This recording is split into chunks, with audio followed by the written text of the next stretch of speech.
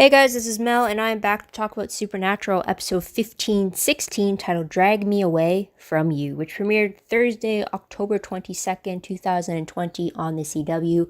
I'm roughly recording, almost 2 hours after, so it's 9:55 for me right now. So huge spoiler alert, if you haven't seen the episode already, please go do so first, and then come back and see what I have to say about the episode. Other video reminders are up on screen, so take a moment to remind yourselves of those. I'm going to dive right in and just start with what happened in this episode.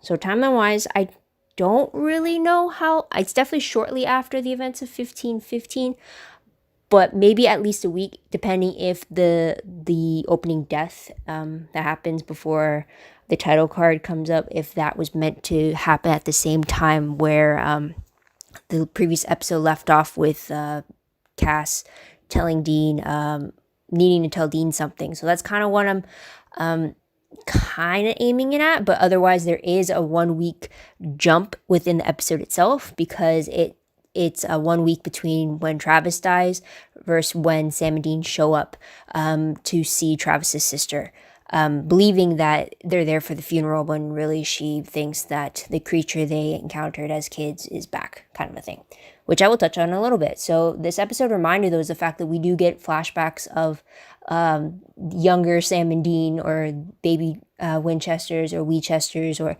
but we do get a good portion. It's pretty much half the episode is split between the two timelines for the same creature. So let's get into the storyline. So first one's going to be the creature case itself, which is the Baba Yaga, and then the second one I'm going to talk about is about the one world left scenario. So with the Baba Yaga, we do have the two timelines, which is the flashback to January of 1993, and then also the present day, which is 2020. So in the flashbacks, this is when, since it's January, it's either early January where Dean would still be 13, or it's late January where he would be 14, because as you know, his birthday's on January 24th. And then Sam is, regardless of when in January, he's going to be 9 years old. And also it was stated that Sam has never been on a hunt before at this point. This also seemed to be around the time where Dean first learns of Sam's interest to go to college. Sam managed to steal one of the prep books for it, and then Dean was kind of ribbing him about it and saying like, there's no chance of you going, considering the way that we live and how many times we're pulled out of school, kind of a thing. Also, this is when Sam and Dean met Travis and her sister Caitlin, who Travis is the victim in the 2020 timeline, and then Sam and Dean are called by his sister. So there's that. Also, Dean made a point of saying that they haven't seen Travis in 25 years. So either A, it's literally the one and only time they've seen Travis was in January of 1993. But if that's the case, then that doesn't add up date-wise, because then 25 years later, that would have been 2018. Or it's stating, if it's been 25 years, then that means Sam and Dean must have stayed in contact or have seen Caitlin and Travis for at least 2 more years after what happened with the Baba Yaga the first time. So I don't know which it's meant to be. Or if maybe Dean said we haven't seen him in over 25 years. I would have to go watch that, but I do remember specifically 25 was stated. But talking about what happened in 1993, we do get, they don't really identify what the creature is, but Dean kind of figures if he can shoot it or stab at it, then they're all good. So in the confrontation, Dean cuts off 3 fingers of I'm calling it the ghost at this point, and before actually stabbing her, she disappears, more of like a smoky kind of disappear, or she vanishes like the ashy type, but her ring is left behind, and her ring was on one of the fingers that got cut off. So there is that. Plus also it puts the question of, no, I'll bring that up later. But the ring does get damaged. So that's something there, which again, I'll touch upon. And also, Dean has been keeping a secret about this case in the fact that as a kid, they actually found the nest of the Baba Yaga, which is what made Dean think like this is something that they've never dealt with before. But in that nest was the dead bodies of all the missing kids in town. And he lied about that to Caitlin, saying that he didn't find anything. And he also lied about to Sam when he was asked, what do you think happened to the other kids? Dean says, I don't know, but they're probably long gone. Instead, what Dean really did was that he called the authorities and gave them a tip about the location so they can deal with the dead bodies. And then Dean just continued to have nightmares for a long time about it. So that was something he only admitted to after his present day encounter with the Baba Yaga, which we'll go into right now. So as I said, they get a call from Caitlin, and they show up a week after Travis's death. She thinks that this thing that has haunted Travis since 1993 has returned. They don't think so because they killed it. Turns out that she was right after Dean gets his own confrontation with the Baba Yaga taking the form of 1993 Dean, as if he had been killed, kind of a thing. And it was Sam who does the research to find that as the Baba Yaga, it's a witch that feeds on children's fears with hallucinations. And then Caitlin gets taken, and then they have to find her, and then Dean gets into another scuffle with the Baba Yaga. And then ultimately Sam joins in the fight, and then Dean smashes the ring.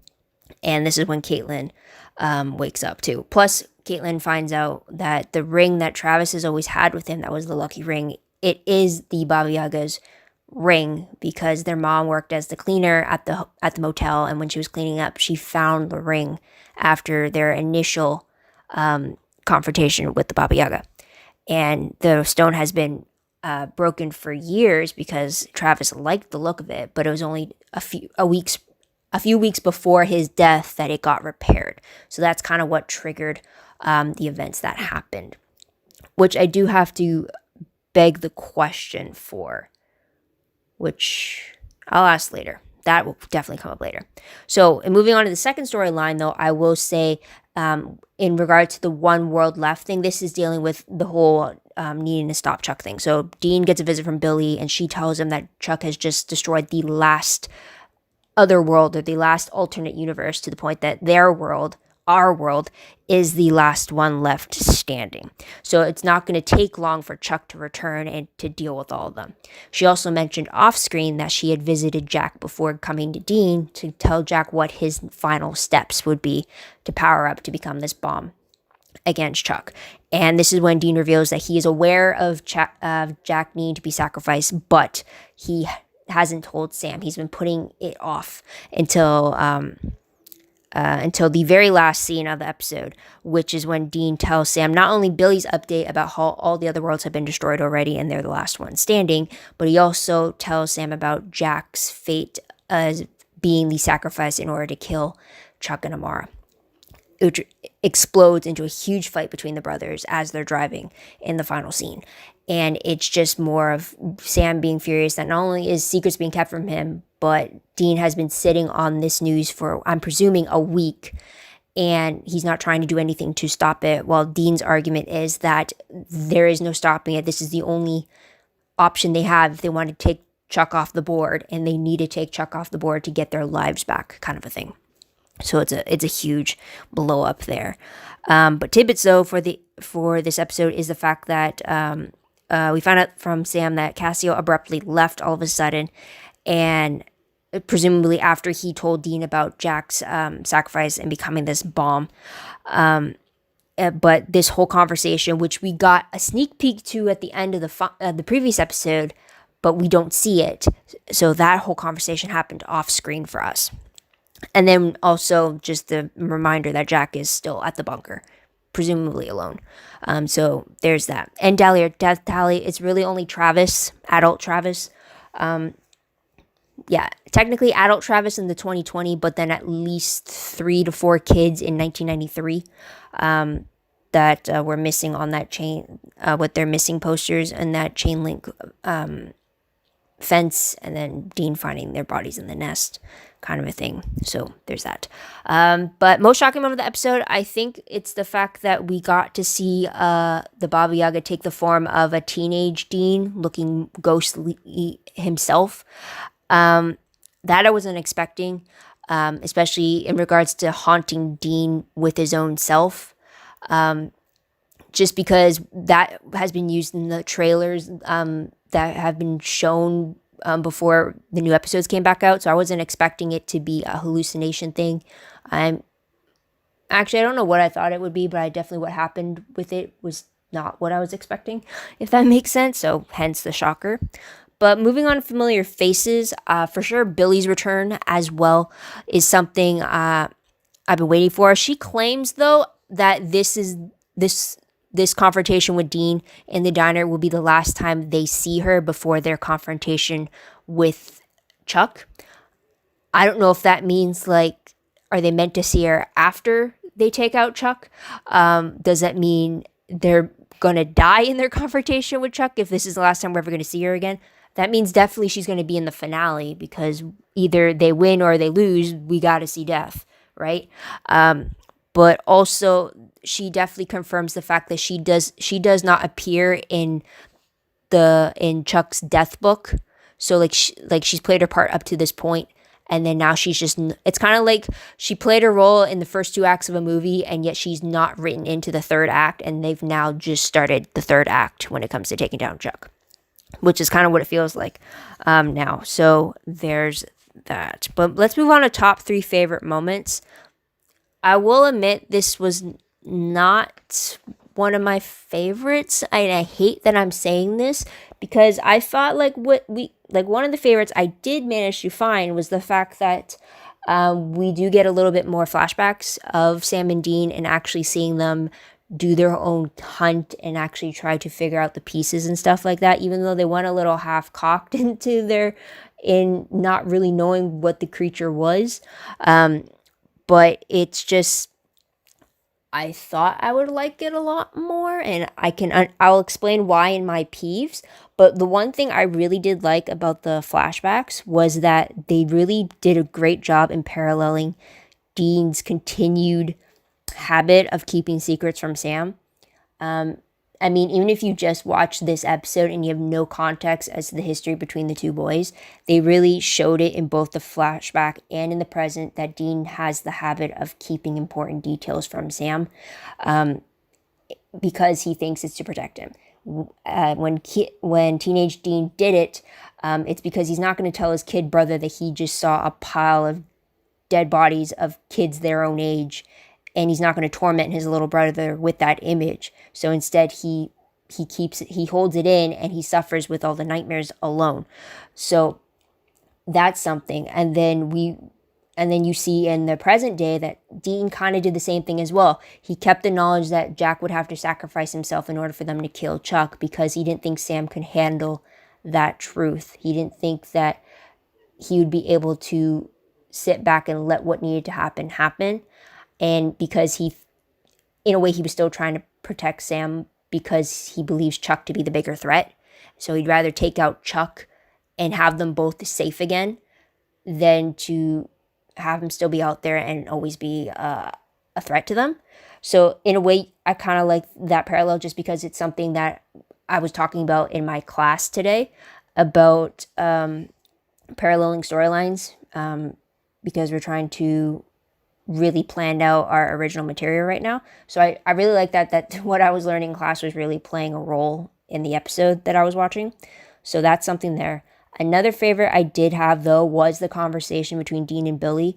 I always found it very interesting that out of the two brothers, it's always Dean that Billie would go to separately. I don't really recall, and please tell in the comments, let me know if I'm wrong or not, but I don't think I recall ever a time when Billie visited Sam when he was by himself. If Billie was ever going to see Sam, Dean was always there too. But it's never that way when it's just Dean. Billie has visited Dean repeatedly when he's alone. So that's something I always liked, and I thought it was very interesting, because Dean just always has these very interesting relationships with otherworldly beings. But that conversation between them definitely made me feel like, oh, we're teaming up to storm the castle into a major battle kind of a thing. Like, it's gearing us up for that. Like I said before, we're just at the end of Act 2, and we're about to go into Act 3, guns blazing. It feels like, with her conversation of telling Dean, like, this is it. It's he's coming, be prepared. There's no stopping once this gets started, kind of a thing. So that's my favorite. I don't know, just because, like, again, this is we're down to the final 5 now, and it's just like further reminding us of that.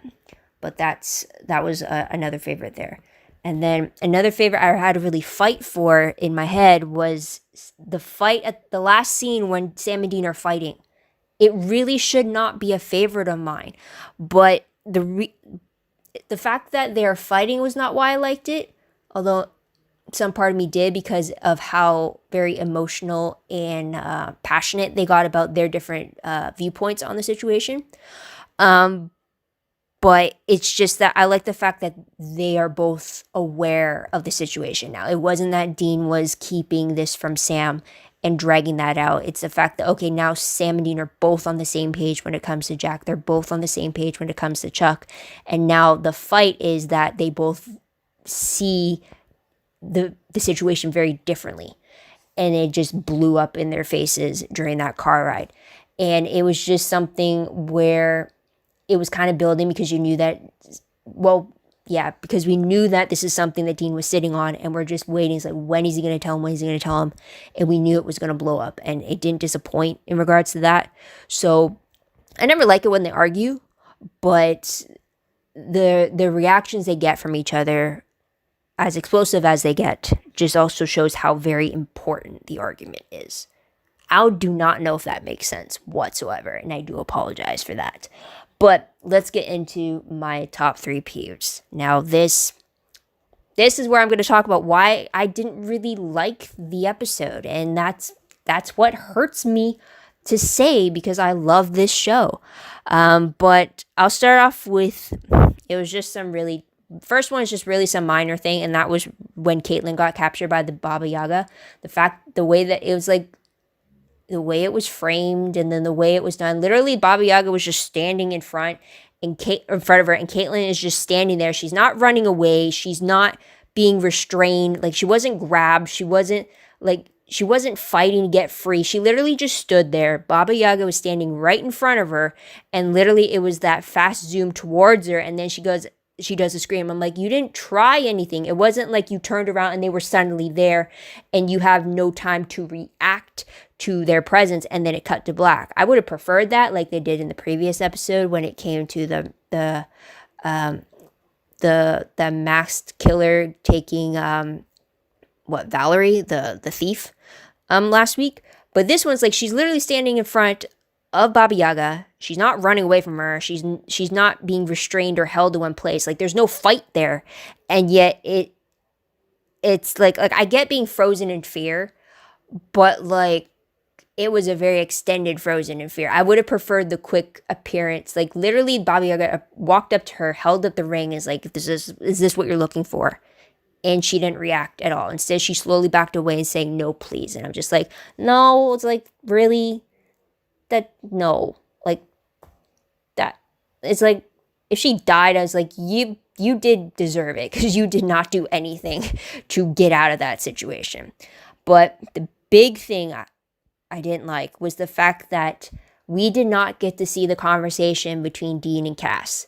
They teased it as the cliffhanger in the previous episode, so I thought maybe this episode would open up to us coming into that conversation again. But we don't even get that. So I don't really know how Dean's initial reaction was to the news that Jack is going to have to sacrifice himself. And I would have expected there would have been some argument between Dean and Cass about it, because Cass wants to try to find a way to save Jack, and Dean, well, now he seems to be on the side of like, no, Jack needs to do this so that we can get rid of Chuck. But then I'm wondering, well, Dean would have initially, would that have been Dean's initial reaction to the news? It's like, I got deprived of that very good scene between them. So it's like, I'm peeved by that. So then that means all the promos that showed something very emotional happening between Dean and Castiel, that would have to be my only other option is when he finds out about Cass's deal with the MT. That it's got to be, right? But yeah, I felt very cheated that I didn't get that very intense conversation between Dean and Cass that I was led to believe I was going to get. So that is something there. Plus, I'm also assuming now they're in a fight if Cass just left abruptly after having this conversation. So that's something. And then the really big thing why I didn't like this episode was just because I really still don't understand the Baba Yaga lore.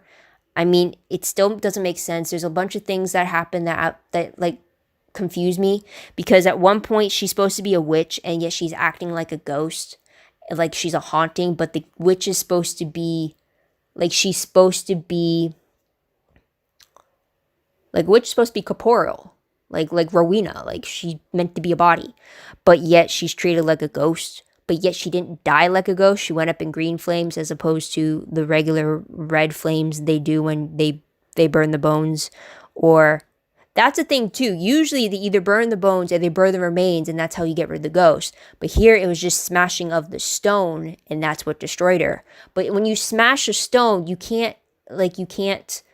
It's not like you destroy the granules of the stone itself. Like maybe if you burnt the ring and then now you destroyed the stone and now it's in a liquid form, then maybe that's why she would have died, or maybe like that.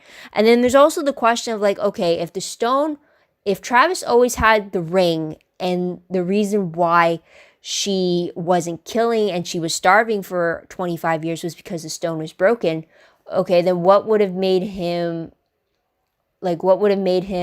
fix the stone? And then what, after he fixed the stone, did he start getting hallucinations? What led him to go back to the room to confront his fears if she was never never tethered to the room specifically? You know what I mean? Like, I'm a little confused by that. And then there's the fact that it appeared like she took the form of her victims, because I'm pretty sure when Travis was killed, she took the form of one of the victims from 1993. And then she took the form of Travis when she confronted Caitlyn. So it's like, okay, maybe she's like a ghoul where they take the form of their previous victim. But then she took the form of Dean, and he's still alive.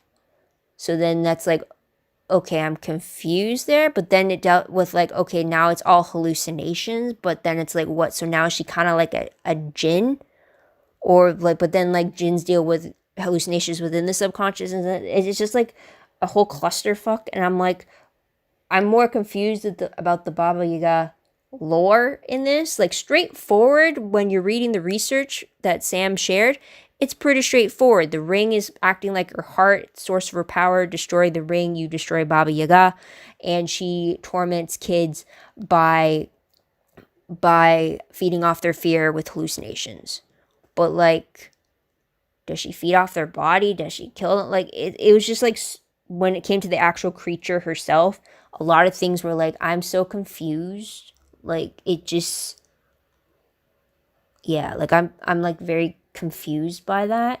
So it's like, that's one of the main things as to why this episode just didn't vibe for me, because I'm just left more confused about that, which makes it why I prefer the whole 2-3 scenes that we got between Billie and Dean. That was like why it was my favorite, or the part where we got the kids dealing, or the lead up to the creature is what I preferred as opposed to the actual creature itself. I really don't know if I'm making sense. I'm sorry, guys. But just bottom line, this episode did not do it for me. And that's a disappointment because, yeah, usually there's episodes where it just freaks me out and I'm never going to watch the episode again. And then there's episodes where like it frustrates me, but I understand because like it's a narrative thing that frustrates me to move it along. But then there's episodes like this, which are few and far in between, where it's like, I don't understand this confusion I'm feeling over what didn't click. Yeah, I'm sorry if I'm rambling. But let's keep going. I think I don't have any random questions. I think I kind of covered it in my peeves. Because I was going to talk about the whole taking shape kind of a thing, which had me thinking shapeshifter too, but then that wasn't the case when they included hallucinations and such. And then I brought up the fact that, well, if she wasn't tethered to the room, was she tethered to the ring? But then why wasn't Travis always haunted? But then that dealt with the stone being cracked and what have you. Like, I also wonder if the stone was cracked, wouldn't Travis be haunted with, like, whisperings of, like, fix me, or, like, like fix me, help me, like trying to get him to, like, to provoke him to fix the ring so that she'd be free, kind of a thing. Kind of like when you're trying to be a good guy, luring someone to do something in order to let the bad guy free, like that kind of a trope. But that didn't seem the case. I guess my only random question would be, did anyone else get Shtriga vibes from season 1 based off of this Baba Yaga, or this whole case in general? Because that also dealt with flashbacks to 1989 in that episode as well. So yeah, there's that. But let's go on to predictions very quickly before I go too long for you. Based off the promo for 15-17, which states that it's 4 more episodes left, it's coming fast. Apparently, we're going to meet Adam, the first of all humanity, and I recognize him as Sinclair from the 100. It also looks like Jack is going to power up, and it looks like there's going to be some sort of doorway that opens in the bunker because of Sam and Cass, so we'll get to see something from that. But the synopsis, though, from the episode reads, well, tagging of one way or another, and it says, Dean hits the road with Jack, who needs to complete a final ritual in the quest to beat Chuck, and then a difference of opinion leaves Sam and Castiel behind, looking for answers to questions of their own. So it'll be interesting to see that kind of team up this time, especially with Dean and Jack, because Billie kind of implied that in order for Jack to gain Dean's forgiveness, Jack would have to sacrifice himself to get rid of Chuck, which is kind of sad, too, because all this boy wants is forgiveness, and, like, yeah. So that's troubling. But then it's also going to be interesting just to see Sam and Cass team up again, and figure out their stuff. I'm wondering what they would figure out. Maybe they figure out something before, or maybe they figure out something that's too late to stop Dean and Jack from fulfilling their part. I don't know. But also it says, they mentioned Chuck, and he's listed like Rob Benedict is listed to appear, I think, because I don't think they would say Chuck and then have guest star Rob Benedict if he wasn't actually going to appear. But if he does appear, that's kind of scary, because then, like, is he closing in on them? I don't know. We'll have to wait and see about that. But that's pretty much it, guys. What did you guys think of this episode? What do you guys like about it? What do you think will happen next in the final 4? Let me know in the comments down below. Love to hear your own thoughts, theories, and opinions about that. Really, I want to know what you guys saw of this episode. Am I just being nitpicky? Am I the only ones not really? Like, I was excited for this episode, but then did anyone feel disappointed from it afterwards, or is it just me? Let me know for sure. But yeah, also don't forget to like this video, subscribe to my channel, and check out my other videos if you haven't done so already. If you want, check out my Tumblr page. Link for that is down below. I read blog promos, web clips, quotes, gifs, synopses, news, all that good stuff, all found in one place. Go check that out. I am behind, currently still in school. Like, it's to the point, guys, now I'm actually writing my script for my feature film. Like, it's so exciting, but then, like, it's so stressful too, because it's like we're on deadlines and stuff. So it's like, it's a lot, but then you can't really force creativity at times. So it's like, ugh. But like, I'm excited. Like, I'm really excited. So like, that's kind of my focus has been on that. So Tumblr might have needs to be updated soon for sure. But still check it out. Follow me there, so that you get notified whenever I do reblog everything that needs to be reblogged. Sorry, hiccup. And then WordPress, link for that is down below. Anything I post online is connected to WordPress. A little more organized, a little more detailed, but still a work in progress as well. Same thing about the Tumblr is applied to WordPress. Also, live journal entry. The link for my page is down below. I started back in season 6 doing jot noted recaps of the episode as I watched them for the first time, and then I'd post them, and then I'd usually go back if I need to refresh what happened in the episode long before they started posting and doing online streamings and stuff like that. But I figured, why not do it to the very end of the series? And I've been doing that. So if you want to check those out, they can be found at the live journal. But otherwise, guys, that is pretty much it. So thank you so much for tuning in. Thank you so much for your patience. Thank you if you reached to the end of this video. Truly appreciate it. Sorry for the rants and the tangents in this episode specifically, because I'm still trying to make sense with how I feel after this episode. But yeah, Hope you come back next week to see what I have to say about this episode. It's like we're really going to like hit the ground running from the looks of it in these final 4. So hope you come back and see what I have to say about that. Until then, guys, check out Julie and the Phantoms. I'm still going to keep plugging it because I want a season 2 for that show. So Julie and the Phantoms, I have 2 videos posted for that right now. I'll put the little card thingy for you to check that out right now. So check those out in the meantime until the next Supernatural video pops up. So this is Mel. Wish you a great day, great week, wherever you are. Bye for now.